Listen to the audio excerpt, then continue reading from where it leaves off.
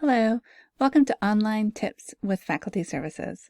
I'm Lindsay Mason, Director of Faculty Services, and I'm here today to talk to you about your role as the Wizard of Oz, behind the curtain, building a yellow brick road of learning for your students.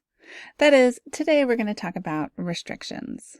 So I'm going to preview 4 ways for you to allow and restrict content as well as assignments to your students. I'll begin with a wide open Panther Learn shell, and then we'll discuss how to create start dates, some conditional releases, how to hide things, and I think you'll be a little surprised by what your students can and can't see when you use these various methods of restriction, as well as what the scope of the restriction is. So everything I do today, you'll be able to do in your own Panther Learn course shells as well. So let's get started. We're going to start with the wide open road. So in this case, there's free flowing traffic on both sides, in and out. There are no restrictions, there are no timings, there are no conditional releases, there's nothing hidden. Students are able to see everything in your course. I've created a restrictions test course for us to be able to look at what some of these restrictions look like. So again, here we'll be able to see the wide open test course here.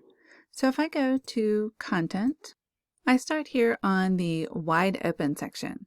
So I have in each of these modules an article that's been uploaded. So this is just a PDF. It's an example of something I would use in a philosophy course. And then if I click these arrows here, I can go to the next item in that module, which is a crash course video that I've embedded here from YouTube, and students could press play and just start watching this crash course video right here in Panther Learn, and go straight from that crash course video to a paper where they can view the instructions for the paper by clicking on this attachment, get some assignment details, click the tab, go back, and students would be able to submit the paper, and then they could go from submitting the paper to taking a quiz to completing a discussion forum. So this is what the wide open looks like for the instructor. Of course, I'm going to have access to everything. I can see this little eye here that tells me that it's visible to both me and my students. And here I can see there's that paper, the video, a Dropbox, a quiz, and a discussion. Now, if I go up here to my name and I want to click View as Student, when I view as a student, it always takes me back to the home page. So I'll go over here and click Content again. And now, as a student, I can see all of those same things. I can see the paper, and if I click on that paper, that PDF document will open right there in Panther Learn. I can click these handy arrows and go on to the video, and then I can submit my paper. As a student, I just upload my paper here. I can view the attachment here. Then I can go to the quiz. Any instructions provided will be right there for me. I can start the quiz and complete the quiz. And then after completing the quiz, I can go on to the discussion where I can start a new thread. So everything is open to students and content. Likewise, if I go up here to the Assignments tab and I click on Dropbox, I will see the wide open paper plus the attachment that tells me what I'm supposed to do to complete that paper. If I go to Assignments and click on Discussions, again here I can see that wide open discussion and I can click on it to start a new thread. Or if I go to Quizzes, here again I can see that wide open quiz, which I can click and then go ahead and start the quiz. All of this is available to me as a student. So now I'm going to stop viewing it as a student and go back to my instructor view. Again, it resets by taking me to the home page. So when the course is wide open, both instructors and students always see the same things. But what we wanted to really talk about are some ways that a faculty member might restrict certain access to students, whether that's because you want students to be focusing on only one thing at a time or what's most pressing at a time, or maybe it's you want things in draft as you continue to work on them and improve them, or maybe you want to restrict, say, an exam to just certain hours. These are tools that you may use in Panther Learn to help create that plan of action for your students. So let's go back to content, and this time we're going to look at what start dates do. So I'm going to move from the wide open module down here to the start dates module. And you can already see here that there's a date listed here that says begins April 3rd. That's because I've put a start date on this entire module. So to do that, normally if we go back here to this wide open, it says add dates and restrictions. You can just click right on that, and then you can add a due date, an end date, and in this case we're focusing on those start dates. I'm going to cancel that for the wide open, and instead let's go look at the start date here. So I have that this module will start on April 3rd, 2020 at 11:59 p.m. So a lot of online classes do this, where each week, weeks 1 through 8, will start, say, the Sunday or the Thursday before the actual week that runs from Monday to Sunday. And so here again, I have a PDF document, a video, a Dropbox, a discussion, and a quiz, all in this one module, and the module has a start date on it. Notice here, however, that while I have the start date on the whole module, I also have a start date on a discussion. That's going to come in handy in a moment when we look at the student view for this. So to look at the student view, again, I click on my name and click View as Student. It's going to take me back to the home page, which is fine. So I'll go to Content, and as a student, I want to view the Start Dates module. I can see that start date as a student. I can see the instructions that my instructor has left for me. And as I scroll down, I can see the items here, but I can't click on anything. So I can't view this PDF document. I can just see that it exists. Similarly, this Dropbox here, I can't click on that Dropbox to submit anything, nor the discussion, nor the quiz. And so what the start dates do here is give us some guidance on what is around the curve, what is around the bend, what is down the road. But the student can't actually walk on the road. They can't actually submit anything from content. But one thing I want everyone to be aware of is that if you've added this start date to the module here, take it, for example, this Dropbox that's called the start date paper. If I'm still here in Student View, I can go to Assignments and then Dropbox. And I can see that start date paper here in the Dropbox, as well as the instructions. And I can go ahead and submit it. So having the start date at the module level does not restrict my access to the Dropbox if I go under Assignments. I won't be able to access it or submit it under Content, but I will still be able to access it and submit it under Assignments on the nav bar.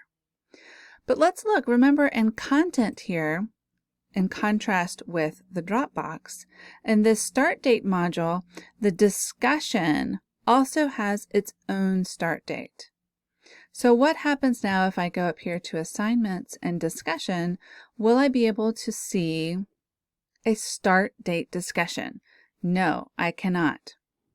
And so when I'm viewing it as a student, if the individual assignments should be hidden from a student until a certain start date, then you have to put the start date on the assignment as well as at the module level. This raises an issue of scope. So the scope of a content module start date will restrict students from accessing any files or videos or links that you may provide in that module. But when it comes to any assignments, whether that's a Dropbox, a discussion, or a quiz, those items are housed in Panther Learn in two places, both in content as well as in assignments here under the nav bar. And so if you really want to restrict access so that students cannot complete an assignment, you'll need to add the start date to that individual assignment as well. So let's go back to viewing this course as an instructor, and let's talk a little bit about the next module in content called release conditions. So a release condition says the student must complete one thing before they can complete something else. So in this module, students will not be able to see or complete the assignments until they read the article and watch the video. So I can see here I have a PDF document as well as a video, and I'm requiring the students to click on both of these content items before they'll be able to submit something to a Dropbox or a discussion or take a quiz. So those are those release conditions that I've added here. To add those conditions, you simply click Edit Properties in Place and then Release Conditions, and you can create release conditions. In this case, all I'm requiring is that the student reads this and watches this before all three of these assignments will open up. Now, there's no release condition on this module. Instead, it's all going to be at that assignment level.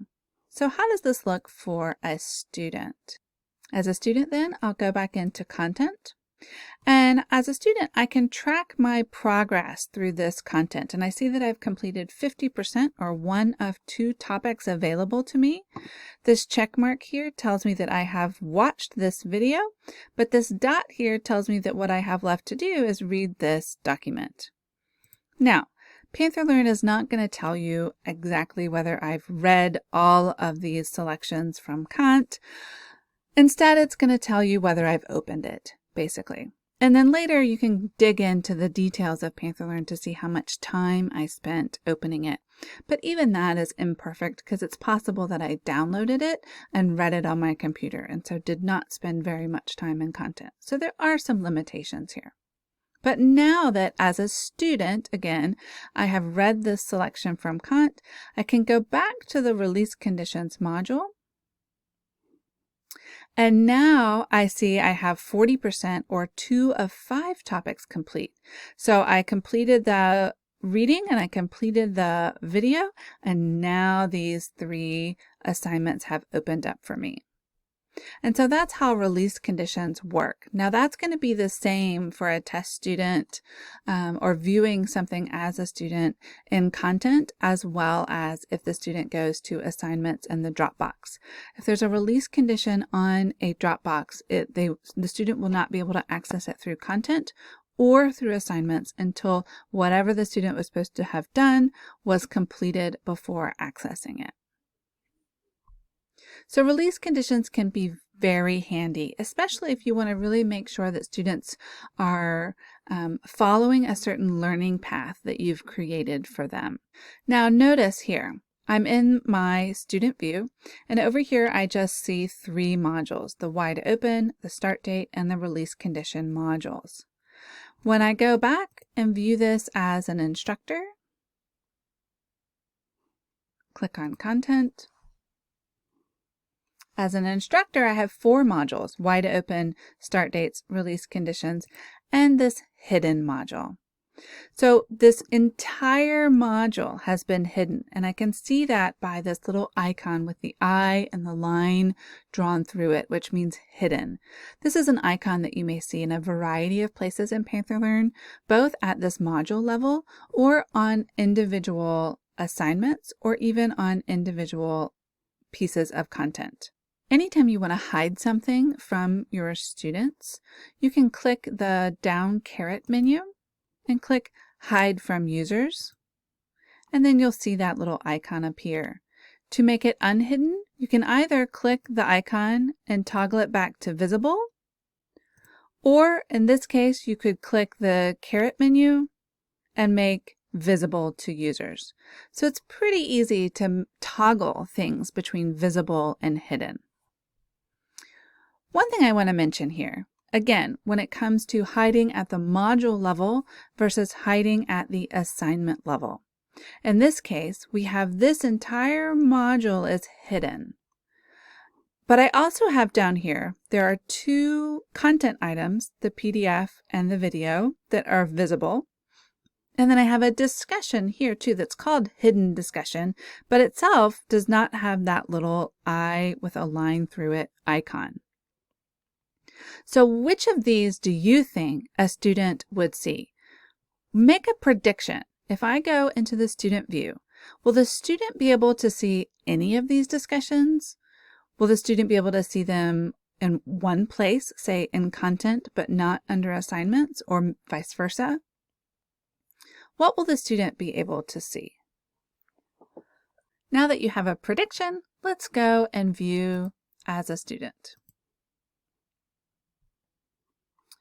So we'll go back here to content.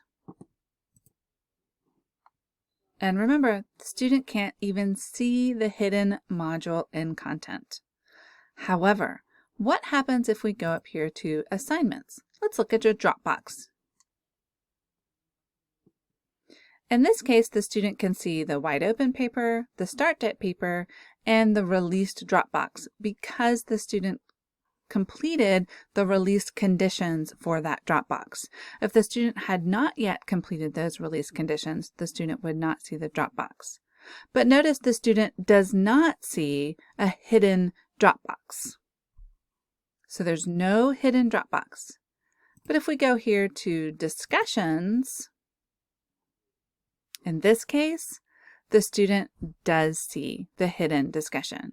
And so this is a discussion topic that a student could start a new thread and post a new thread, even though this hidden discussion in content cannot be accessed by the student. They can't get to the hidden module and get to the discussion that way, but the student could still get there through assignments. And so if I go back and remember how those settings were created as an instructor, again going to content, in that hidden folder, the whole module was hidden, but that discussion was not hidden. And so that means that the student will be able to access that discussion from assignments.